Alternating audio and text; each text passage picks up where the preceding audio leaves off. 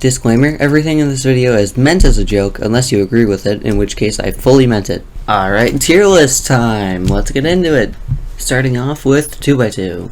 2x2 is a quick, fun to watch, and easy event to learn, but personally I just don't find it to be quite S tier, so I'll put it in A. 3x3. Do I have to say anything? 4x4. Great event, but runs a little bit long because of the people who don't quite know how to solve it in under a minute or under a minute 30. Very fun to watch, especially watching the people who are turning very quickly. I'll put it in A. 5x5. I don't really compete in 5x5, but it has kind of the same issues as 4x4, but exaggerated a little bit. I'll put this in B tier. I never really see 6x6 or 7x7 in competition, so I'm also just going to put these in C, for the same reasons as 5x5. Pyraminx. The overall great event. Fun to watch the turn speeds at the high levels, while still being able to compete at a low level and not make it take super long. Also, you can do this, so like, A tier. Megaminx. There's no F tier, otherwise I would put it there. I can't really explain to you why, but I hate this cube with a passion. The amount it takes to learn and actually be fast at this cube is insane. In competitions it takes forever because there's so many people who don't know what they're doing, and most people just sign up for it because they own a Megaminx. Clock. I am a clock enjoyer myself, so I am slightly biased, but I'm not just going to throw this in S tier because there is some issues with it.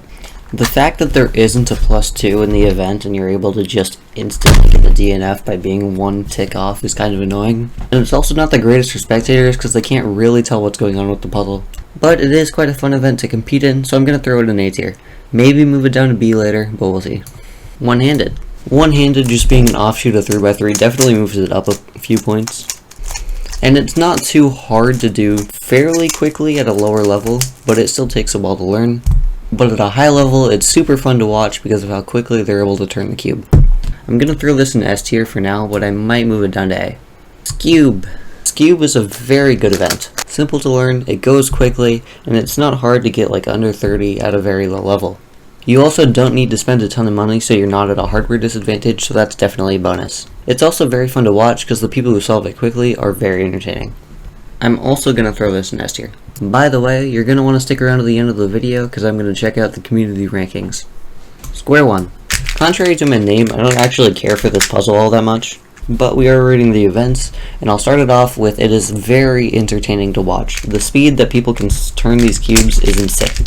Also, the fact that it shapeshifts just makes it even more impressive to watch. It doesn't take super long in a competition, probably similar to how long a 4x4 takes, but I wouldn't say it's quite up there with 4x4. B tier. I don't have much to say about the blind events because I've never competed in it, so I'm gonna guess and put these where I want to. 3x3 blind in A tier, 4x4 blind in C tier, multi-blind in B tier, and 5x5 blind in D tier. I've been talking a lot about how they are for spectators, and I think Fewest Moves is the worst for that, as you literally do it in a separate, quiet room to my knowledge. D tier.